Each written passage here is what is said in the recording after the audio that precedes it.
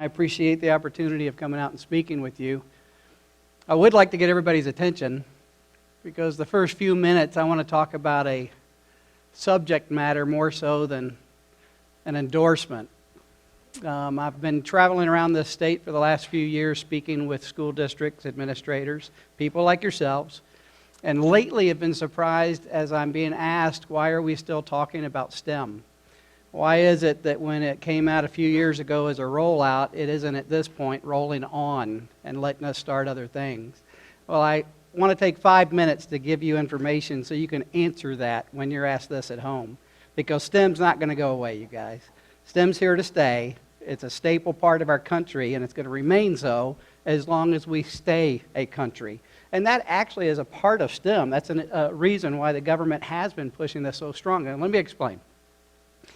$18 trillion, over $18 trillion is what we owe in our national debt. We're going in debt $10,000 per second. And I know you say, what does this have to do with us in terms of education? It has a great deal to do with it. If you pay attention to a country's capability to make money in the global market, you'll find that technology tends to absorb most of those monies. Global monies tends to follow technology. So whoever's doing the best at innovation tends to be making the most monies. We learned this as we watched our technical workforce increase its skills back in the 60s to win the moon. And from those times, we saw ourselves go from one TV in the house to a TV in every room, one car in the driveway to a car for every driver in the household. We've become a very wealthy country. But in the last few years, as you watch all the data, we're being outcompeted. Now, I know there's a lot of people out there saying, sky's not falling, don't worry, everything's just fine. But you guys, $18 trillion. Put it in perspective. How much money's in the whole world? Roughly, it's been estimated between 60 to 100 trillion. That means we owe literally 20 to 30% of all the monies in the world. So how do you pay something like that off? How were we wealthy in the first place? Well, it all was from technology. So if technology makes our money, but we're not making monies, if we're falling behind in debt, somewhere something's going wrong. And that's the reason STEM has been brought to your doorstep several years ago, and that's why it's going to remain there. Because when you pay attention to what's going on with technologies, we're being outcompeted. We're spending $500 billion a year out of the aerospace industry rather than bringing that into our country's economy. We used to make a lot of money with aerospace, but lately it tends to be that we're buying technologies from other countries. In fact, 7 other countries tend to be outcompeting us right now. So how do we get into the competition? Well, everybody would say it's going to be with our workforce. That workforce that won us the moon, that made us our money, they've had their time in the sun, they've enjoyed their careers, they're the graybeards that are retiring right now. We're losing the workforce that supported us for the last 50 years. How many of your students are going into engineering? Less than 3% of your graduating class. Of that less than 3%, half don't make it through engineering. 80% of graduate students in our schools today are foreign nationals. And after 9/11, they're not allowed to stay and work anyway. We used to get them, and we used to like to have them. But now, China, India, they have better opportunities going home to make money than they have staying here. Go to Walmart. 5,000 of the products, 5,000 of the 6,000 that Walmart sells are made out of China. Who loans us our money? Why aren't we the country capable of loaning other countries money? It all falls back on STEM.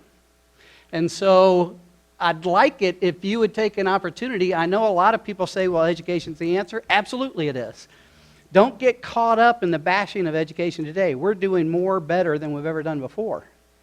But understand that countries like China, they're going to school every day all year round. And they have 3 shifts in a day.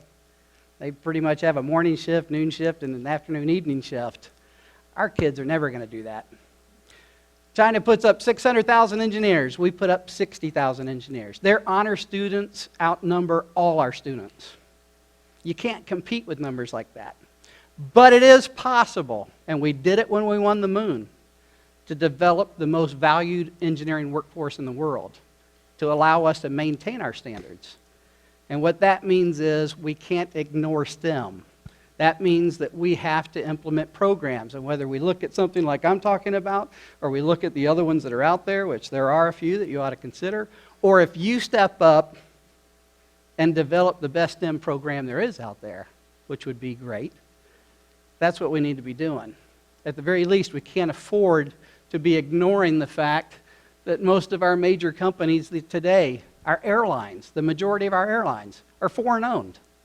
We don't even own some of our best assets within our country. That money is actually literally going external of our economic growth. I do recommend Rising Above the Gathering Storm as a publication for you to review. This is something that actually came out 8 years ago, and then it was revisited 3 years ago. This is the publication here. If you can't find a copy of it on the internet, email me, and by all means, I'll send you the 2 copies. It was published by the National Academy of Sciences, some of the best minds out there that studied America's prowess in the global market and found it sorely lacking. In fact, they said that we're on a slippery slope, and pretty much the way we've been considering answers is like removing the engine off of an overweighted aircraft. We keep making decisions that literally hurt us rather than help us. So their recommendations come down to 2 to save this country. Invest in R&D and STEM education. And that's why I'm saying, you guys, STEM's not going away. It's here to stay, and it's actually considered the savior of the economics when it comes to our country's capabilities to compete in the global market. The program that I am here to tell you about, SystemsGo, is one that works on those workforce skills, not only the math and science, but those mental capabilities in terms of problem solving, cognitive reasoning, critical thinking, teamwork, leadership, all of that. We do focus it on design, development, testing, and evaluation. Basically, what we're out is to develop the capacity for a student to innovate, which is really where the monies are. You know, the better mousetrap, they beat down the grass to get to it. Governor Perry, granted he's no longer governor, but he has been a part of our past and getting us kick-started when they started the 4x4 and needed that extra 4th-year science credit. They pushed us forward, asked us if we would start getting out to schools. So we have been going out to schools, if you've heard of us before, as a 2-year program, a junior-senior program, to help with the 4x4. However, we actually do have 4 years. We are a full STEM endorsement. We are focused on the aerospace industry. However, it doesn't mean that we are out to try to make rocket scientists out of all of your students. What we're trying to do is bring up their skills to make them the most valued engineer in the global workforce. We do a lot of testing at the local levels, like you see here with the small, and we do some out at the White Sands Missile Range as well with our capstone program, the Goddard level, where the students design and develop vehicles capable of lofting 35-pound payloads to the edge of space. Nose cone and nozzle, full design and development entirely by high school students. The courses that we use are all CTE courses. They are all CTE funded. The rank and file of our courses allows for maximum funding with the advanced courses. Our freshman class is an introduction to the engineering disciplines. It's based on multiple open-ended design projects where students get into teams and work on different real-world issues across everything from bioengineering to mechanical. Our sophomore class is a CAD class. This is an articulation option course for your school. In addition, it's also a industry certification opportunity for the students with AutoCAD. And our junior and our senior courses are where we get into the design, build, and test of free flight sounding rockets. And these courses are really all about developing capabilities when it comes to those neural nets like cognitive reasoning, critical thinking, and problem solving. We do it by inspiring students with what takes place in the classroom, opening the doors for them to investigate and learn more in terms of what it is that we inspired them about. Let's say lift on a foil. It's easy to look up in Google lift, and you're going to find 250 billion hits for what lift is. Well, we help them then discover what it is they're really looking for. Peel back the layers of the onion and find what's extraneous and what's really what they're looking for. Once they've had that aha moment, we say, okay, here's where we want you to prove it. We think you understand it. You've been able to show it on the paperwork and master the content, so to speak, that you know it. But let's take it to application now. I want you to design and develop a foil that can create lift. Well, we do it by doing 1 pound to 1 mile. We do it by transonic flight. And we do it by high altitude flight. And these are the projects that our students work on across the 3 junior, senior level goals or project scopes within our program. On our website, systemsgo.org, you'll find a matrix that provides you all the information from the synopsis, scope and sequence, and the TEKS alignments. Notice that we do, on the junior and senior level, break out into 1 and 2 credit courses because of the fact that we're trying to get your students to develop neural nets for cognitive reasoning, critical thinking, problem solving. It does take longer bunches of time. It's hard to get somebody to develop those neural nets when you're in there with them for 20 or 30 minutes. You need more time. And so if you're willing to support with double blocking, we do have it in the double credit opportunities. This PowerPoint is on the site for you to peruse at your own speed. I'm just going to go through these testimonials. Basically, they're saying that we're doing extremely well. The curriculum is a user-friendly curriculum for your teachers. This is a first semester example on that junior year, where we take the students from their visual world to the world of engineering, into that graphical world. As an example, the addition of vectors, where all of this is all prepped. All the modules are covered for the lesson plans and the PowerPoints and the videos, etc. And when it comes to the design and development aspects of the projects, we use a mirrored industry design and development loop that industry is very appreciative of, because a lot of the students that they've actually brought into industry have become some of the top in industry today, and it's because of their knowledge and experience with this actual design and development loop. Whether we're talking military, whether we're talking students that have saved the rocket program at the Air Force Academy, or led the airborne laser program, or worked with today's cyber problems, hypervelocity projectiles, top guns, whether we're talking first boots in Baghdad, managing the GPS constellation, Silver Snoopy Award winner. That's NASA's highest award to be given to their engineers. He's the youngest to receive it since the Apollo era. He heads up SpaceX. He's the technical director for the propulsion research at the McGregor site here in Texas. I can go on and on. The reason I can go on and on is because I know all these students. These are all past students out of my one classroom from Fredericksburg High School, a small 3A acceptable high school that averaged about 20 some odd kids per class. And over 18 years, I've got over 250 engineers that are receiving awards for being the technical downlink lead for driving the Opportunity rover on Mars for NASA at the Jet Propulsion Lab. I have about over 250 of them. 75 of them are award-winning. A dozen of them are already millionaires. And this is out of one little classroom in Central Texas. Imagine if we have 300 high schools doing this in Texas. Imagine if we have every state in the country doing this. Can we make an impact in the workforce? Absolutely. Can that workforce get us back up top to where we can pay our bills and keep from going in debt $10,000 every second? Absolutely. What it takes is us trying. And that's why I wanted to spend that first 5 minutes of saying, you guys, STEM's for real, and it's going to stay around, and you need to help it out. Get a program going. Whether you work with us, whether you work with somebody else, it's your call. but get something started. I'd love to see you develop something. I'd love it if we had 50 different STEM programs.